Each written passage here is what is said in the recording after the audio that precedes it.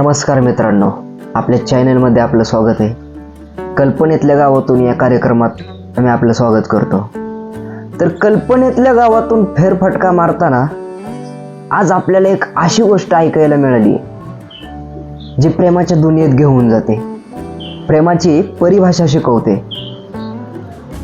तर कुठलाही वेळ न दवडता आज आपण ती गोष्ट वाचूया। 4 मित्र सोबत रात्र आणि गप्पाला विषय प्रेमाचा।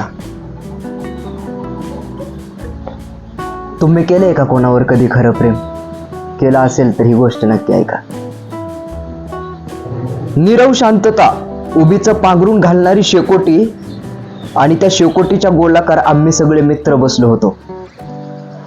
सफराच्या कवाडावर टांगलेला रेडिओ आणि त्या रेडिओवर लागलेले प्यार का पहला खत लिखने में वक्त तो लगता है या गाण्याने मनावर अगदीच प्रेमाचे शिंतोडे उडवले आणि भर कडाडीच्या थंडीतही प्रेमाचा पाऊस बरसायला सुरुवात झाली। बोलता बोलता मी बोलून गेलो की प्रेम म्हणजे काय रे? सगळ्यांना असा प्रश्न पडतोच, तसाच याला प्रश्न पडलाय की प्रेम म्हणजे काय रे? प्रेम म्हणजे पहिला पाऊस भिजत चिंबवलं होणं, अक्षय म्हणाला। दूध मसाल्याच्या प्याल्याची एक फुरकी मारत विवेक म्हणाला, प्रेम म्हणजे विश्वासू डबकं डोळे मिटून बुडत जाणं। बघा, दोघांच्या परीने प्रेमाची व्याख्या किती सुंदर केली की प्रेम म्हणजे पहिला पाऊस भिजत चिंबवलं होणं असं अक्षयला वाटतंय, आणि प्रेम म्हणजे विश्वासू डबकं डोळे मिटून बुडत जाणं असं विवेकला वाटतंय। सगळे एकमेकांकडे बघून हसू लागले, पण प्रत्येकाच्या हसण्यामागचे कारण मात्र ज्याचं त्याचं वैयक्तिक गुपित होतं। तेवढ्यात रवी म्हणाला, प्रेम म्हणजे एखाद्या व्यक्तीला आपल्या असण्याची सवय लावून सोडून जाणं। आणि सगळे हसता हसता गप्प झाले। प्रेम म्हणजे असंच काहीतरी आणि हेच खरं असतं हे त्यांच्या डोळ्यात चमकणाऱ्या आगीच्या धुरातून निखाऱ्यासारखं धगधगत होतं। खरं तर अशा वेळी हातात दूध मसाल्याचा ग्लास नाही तर आठवणींच्या काचेला खळकन फोडून टाकण्यासाठी एक पेक आणि चकना असता तर कसं फिल्मी वाटलं असतं ना। पण इथे बसलेले सगळेच जाणून होते की आयुष्य फिल्म बनू शकते, पण फिल्म कधीच आयुष्य बनू शकत नाही। रवी म्हणाला, पहिल्यासारखी आठवण येत नाही आता सगळं काही विसरून आयुष्यात खूप पुढे आलोय। पण असा कधीतरी विषय निघाला की दुराव्याची ठिणगी उडते। एखादी व्यक्ती आपल्या आयुष्यातून निघून जाण्याचं दुःख रवी एवढं कोणीच जाणू शकत नाही, कारण ती गोष्ट वाचताना समजून येते की रवी सोबत काय घडलं असावं। मुख्यतः मुली सोडून जाण्यामागचे कारण काय असतं बरं? मी रवीला काळजावर दगड ठेवून प्रश्न विचारला। माझ्या आयुष्यात कधी मुलगी आलीच नाही, त्यामुळे प्रेम म्हणजे काय याची व्याख्या मी सांगितली तर उंटावरून शेळ्या हाकण्यासारखे होईल। पण मी जरी प्रेमाच्या सागरात पोहलो नसलो तरी असं मात्र ऐकून आहे की बायको जर आपल्या बुडत्या काळात साथ देणारी असेल तर त्या व्यक्तीला कधीच बुडायची भीती नसते आणि तो नेहमीच त्या पाण्यावर तरंगत राहतो। रात्रीचे 11 वाजले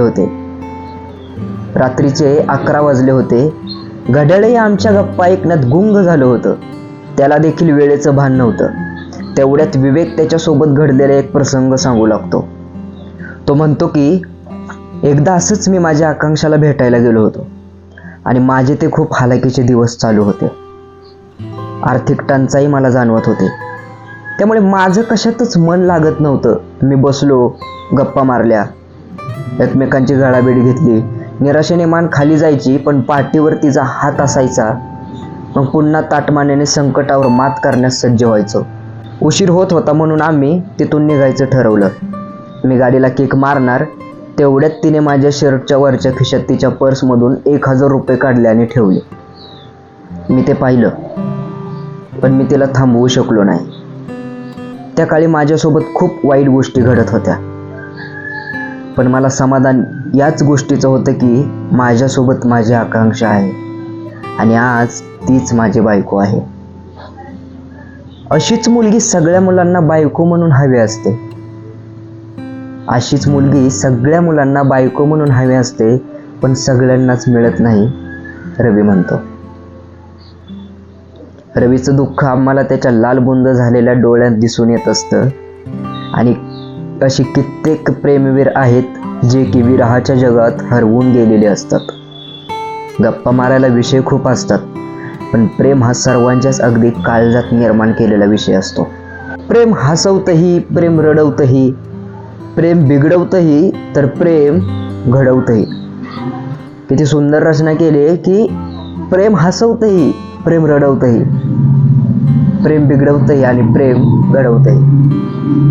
इथे विवेकला त्याचं प्रेम मिळालं होतं, त्याचा सुखात संसार चालू होता, आणि एका बाजूला बसलेला रवी, त्याला मात्र त्याच्या आवडत्या व्यक्तीला गमवावं लागलं होतं. म्हणून प्रेम करताना फक्त धुंदीत राहून जमत नाही, तर प्रेमाला वास्तवाचा कवर असावा लागतो. तेव्हा कुठे पुस्तक सुरक्षित राहतं आणि ते टिकतं. चला, खूप झालं आता प्रेम प्रेम, मी म्हणालो. आता आपण झोपूया, कारण उद्या आपल्याला आपल्या शेतात फेरफटका मारायला जायचंय. म्हणून मग सगळे उठतात आणि झोपायला जातात. सगळं काही चडीचूप होतं आणि जागा असतो तो फक्त आठवणींचा निखारा. पण अगदीच काळजाला भिडणारी गोष्ट आहे. खरंच प्रेम म्हणजे काय? प्रेमात मिळालेल्या व्यक्तीची सोबत साथ किती महत्त्वाची असते. व्यक्तीची निवड खूप महत्त्वाची असते. आणि आज असं आहे की तुमच्याकडे पैसा असेल, प्रतिष्ठा असेल, तर कोणीही तुम्हाला साथ द्यायला तयार होतं. पण ज्या वेळेस तुमचा वाईट काळ चालू असतो, तुम्ही अडचणींमध्ये असता, तुम्ही संघर्षाला वाचा फोडण्याचा प्रयत्न करत असता, त्या तुमच्या पडत्या काळात साथ देणारी व्यक्ती जर तुमच्यासोबत असेल ना, तर तुम्ही आयुष्यात पुढे कधीच अयशस्वी ठरू शकणार नाही, एवढं मात्र निश्चित. आणि या गोष्टीवरून हेच समजलं की रवीला ती व्यक्ती सोडून गेली का, तर रवी त्यावेळेस सेटल नव्हता. पण विवेकला साथ देणारी व्यक्ती आज त्याच्या सुवर्ण काळाची भागीदार आहे. खूप चांगला बोध मिळाला या गोष्टीतून. तर तुम्हाला गोष्ट कशी वाटली, यातून काय शिकायला मिळलं, हे कमेंट करून नक्की सांगा. आपल्या चॅनलला सबस्क्राईब करा, व्हिडिओ आवडल्यास व्हिडिओला लाईक करा. भेटूया अशीच एक गोष्ट घेऊन पुढच्या व्हिडिओमध्ये. तोवर धन्यवाद.